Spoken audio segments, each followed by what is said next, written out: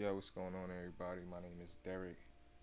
Name is not important, honestly. You could just read the screen. I'm here because I feel like it. I honestly don't feel like it, but it is what it is. Got a weird one here today, people. Alright, so look. Hold up.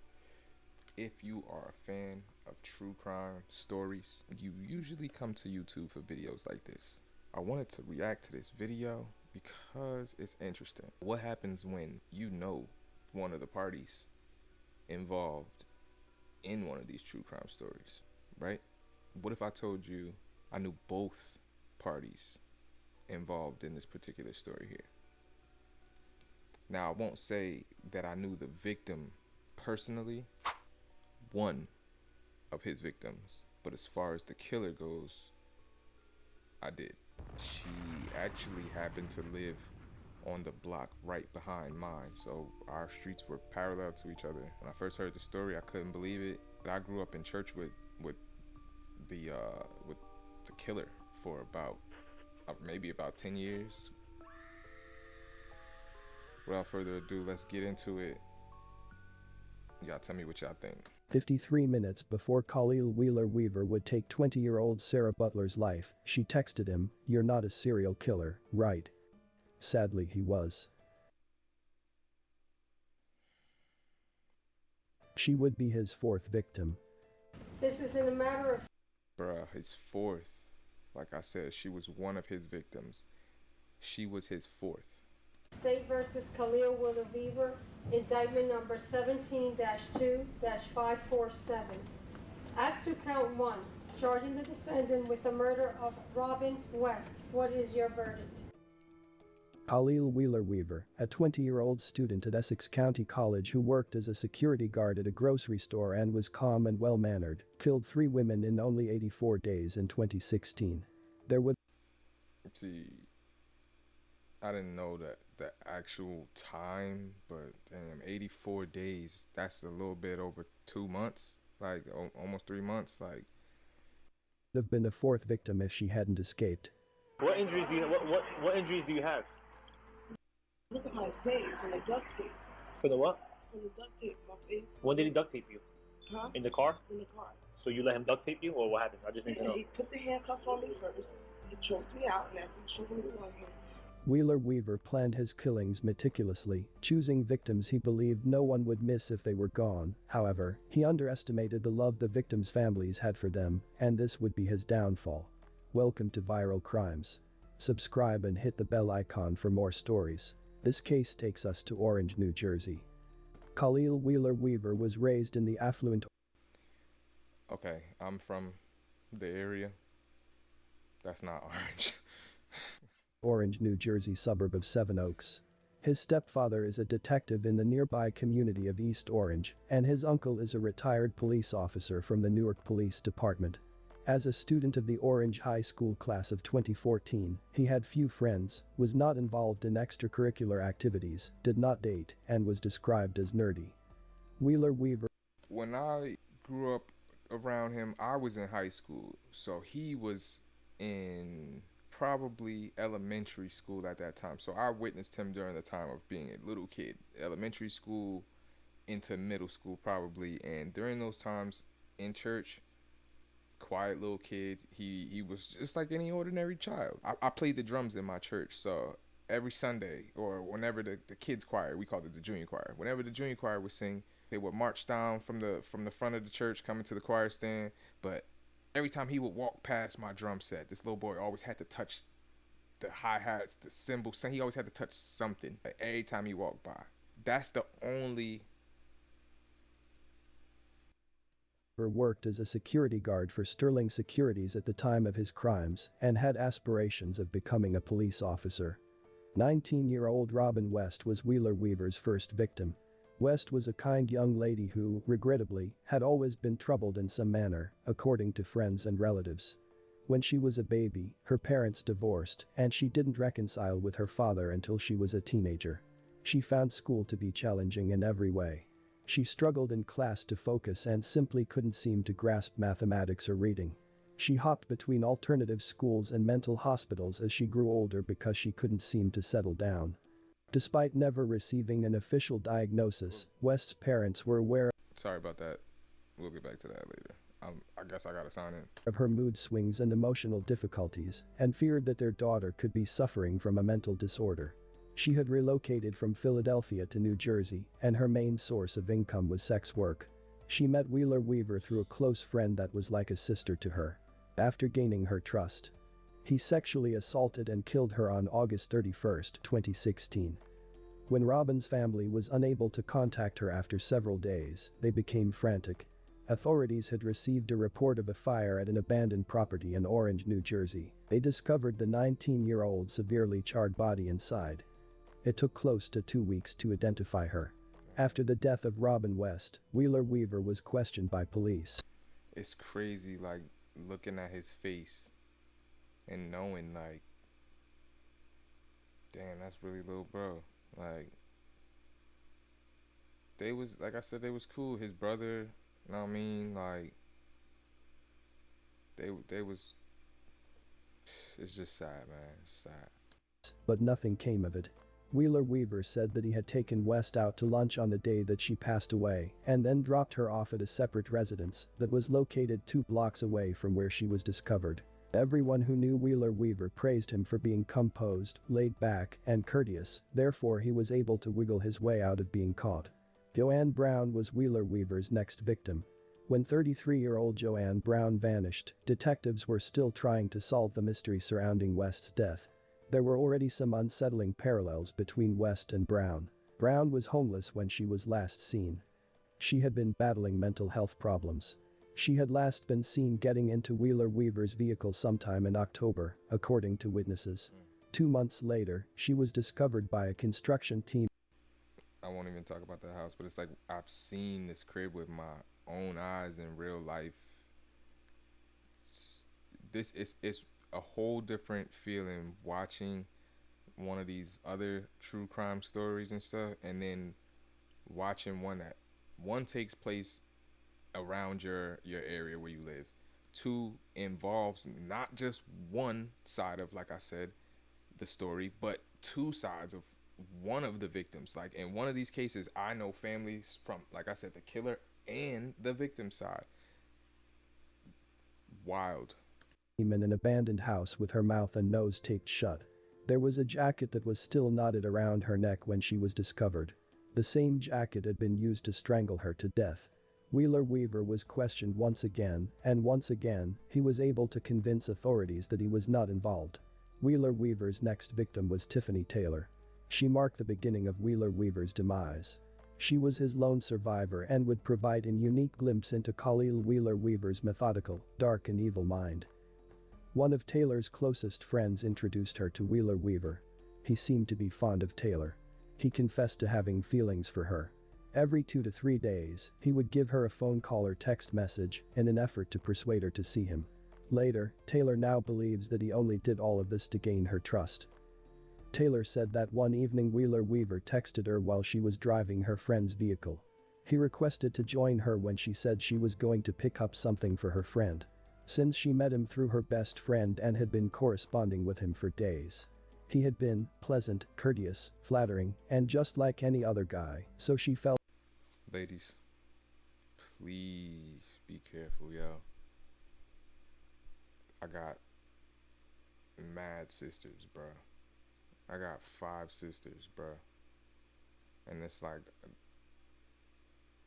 that's always been one of my biggest fears, is something happening to one of my sisters, y'all.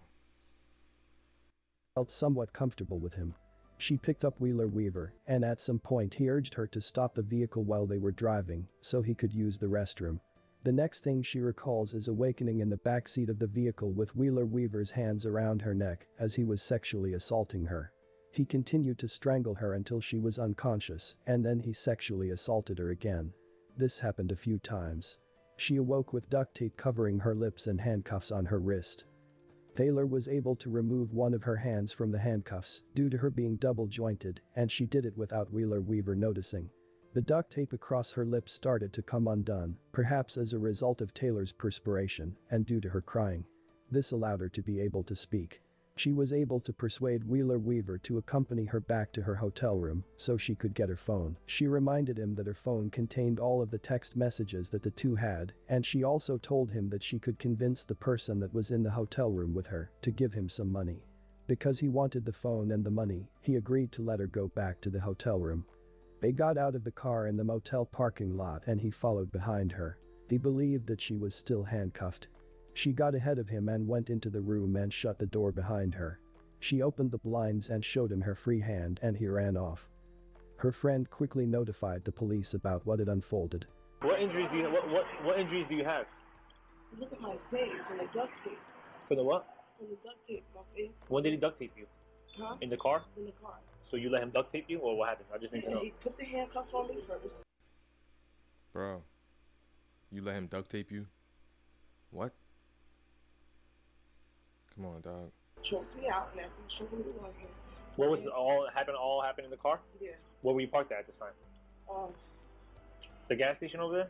No, it was by the gas station. By the gas station? It was in his car. It was in his car. So he took the duct tape with him. Had to, yeah. And he just ran away? Unfortunately, she wasn't believed by the cops. Nah, he skipped, buddy. I get some of these questions, yo, but some of these joints is really like, come on now. And Wheeler Weaver would go on to kill again. Wheeler Weaver's last victim was Sarah Butler. He met the beautiful 20-year-old through the website Tagged. This is a free, easy-to-use social network app that allows users to meet and talk to new people online. She was a New Jersey City College student in her second year of school. She loved to dance and was the team captain of her high school dance team. She was also a lifeguard at the YMCA in her community. She was usually a cheerful, energetic person, but she was going through a difficult time. She had been eager to move on campus after spending her freshman year commuting to school. It wasn't working out, however. She was having trouble making friends and had problems with her roommates. When Butler was home for the Thanksgiving holidays, she turned to the social media app Tagged. She may have logged on to the app out of loneliness. On November 19th, she made contact with Wheeler Weaver, who goes by the online alias Lil Yacht Rock. The two exchanged several messages. They appeared to be connecting well. When he offered her $500 in exchange for meeting and having sex with her, she was taken aback and curious. Later, her family and friends noted that this was very out of character for her. One text to Wheeler Weaver seemed to demonstrate her hesitancy. "You're not a serial killer, right?" Go with your gut. There's been plenty of situations I have been in my life where I chose to and I chose not to. I've been in a recent situation where I chose not to go with my gut, and I was wrong. Go with that gut. Go with your gut, yo. Butler messaged. She drove the family vehicle to meet Wheeler Weaver on November 22nd. Her family didn't see her again after that. Her body was found in a county park 9 days later. She was strangled to death. Wheeler Weaver likely. I don't think that's the first body they found in that park. Believed it marked the conclusion of yet another enjoyable sexual assault and murder. However, for all of those who knew and loved Butler, Wheeler Weaver's takedown had just begun. When Butler went missing, her community leapt into action. They responded as if every family had a missing child in the wake of her disappearance. One of her friends was in charge of informing the media of her disappearance. Her church prayed for her safe return. During the search for Butler, the family minivan that she was driving was discovered by one of her friends. Butler's sister and friends also started doing some internet research. They gained access to Butler's computer. They quickly followed the trail of communications left by Butler and Lil Yacht Rock, which was Wheeler Weaver's online alias. They collaborated to develop a phony profile that looked like Sarah's. One that would entice him so they could capture him. 10 days later, Wheeler Weaver was apprehended by police when he showed up at a prearranged place, expecting to have another sexual encounter and maybe commit another murder. Some new information tonight now in the death of a college student from Montclair. Police say they have arrested a suspect in the murder of Sarah Butler.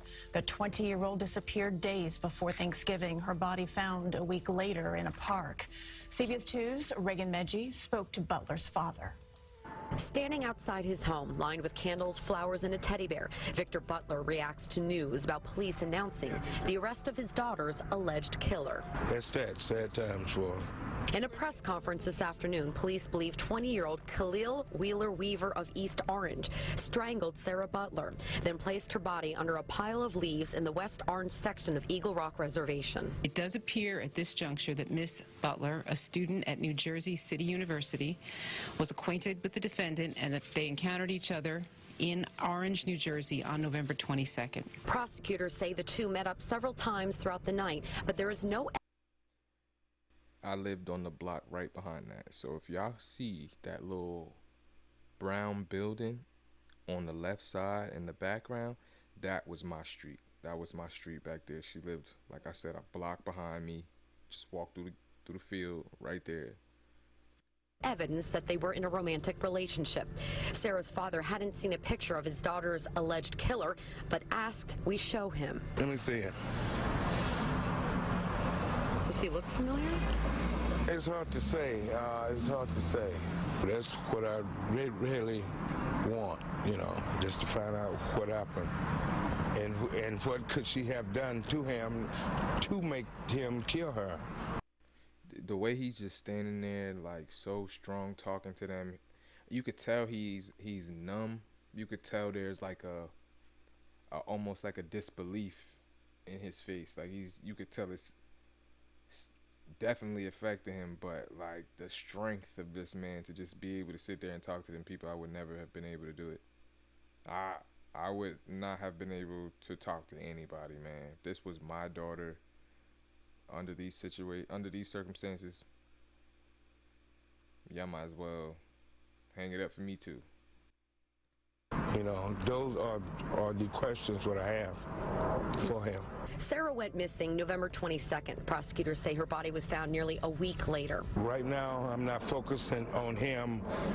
We are focusing on getting her buried right now. So that's our main stay right now, getting her buried nicely and stuff like that. Butler's alleged killer is in the Essex County Correctional Facility.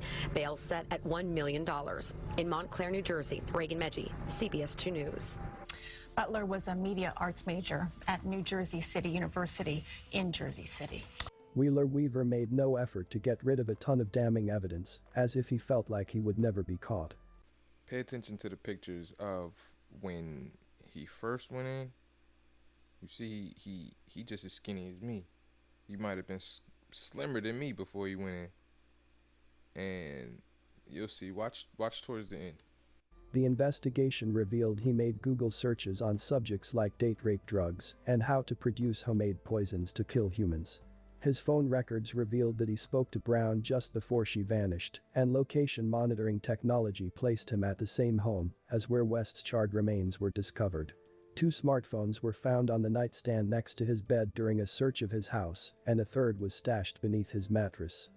His greatest error was believing that just because some individuals may be lonely, battle mental illness, live on the streets, or engage in sex work, it doesn't mean that they don't have people who love and are concerned about them.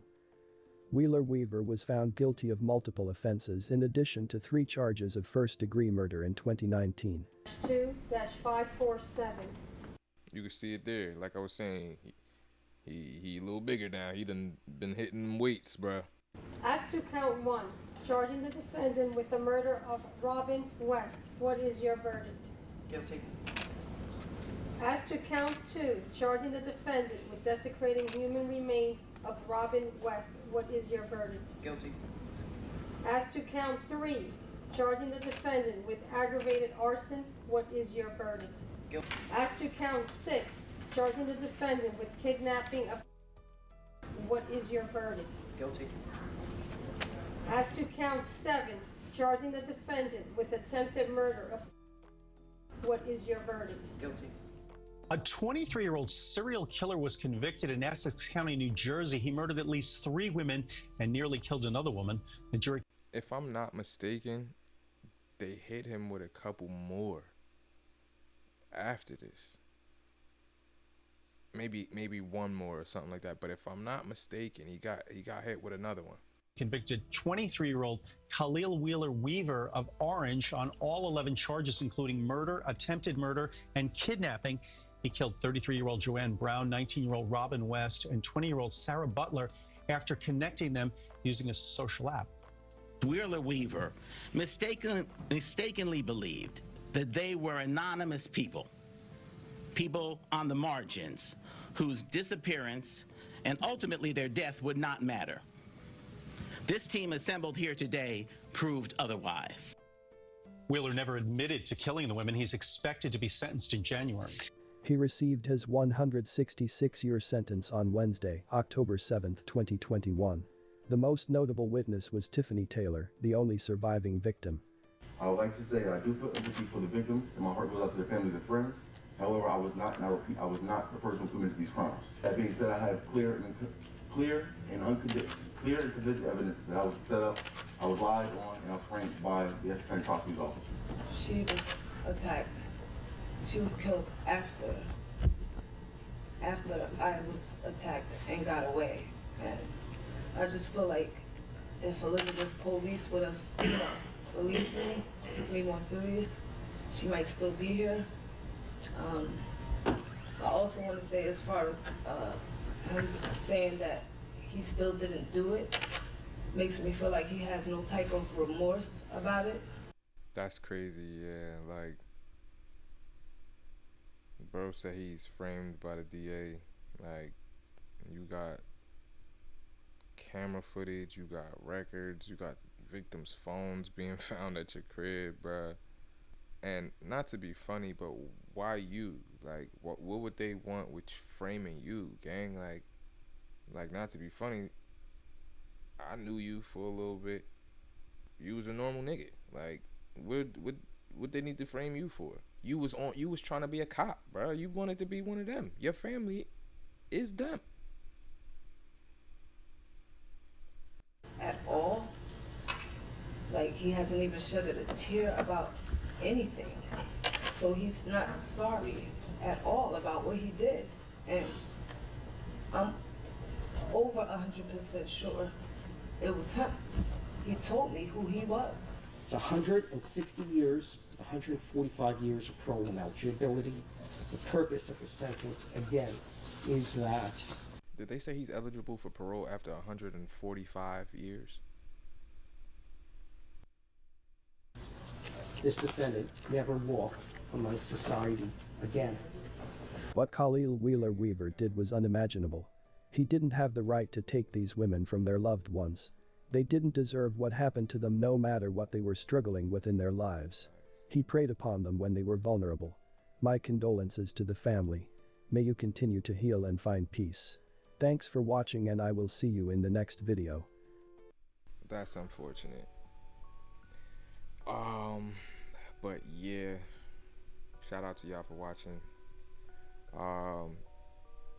Sad story, man. Like I said, it's wild hearing the story, but it's wild when you know people on both sides personally. So, man, like I said, prayers, love to all the people that were affected by this story. Y'all fall back through. I got some more interesting stories to not really tell myself, but I'm gonna react to some things because this ain't the only story that I know people involved in. Not to say like that, but it's a few, man. So if I don't cross the line too much, I might tell my versions of some of these stories up here as well. So y'all stay tuned. All right, beautiful people, thank y'all.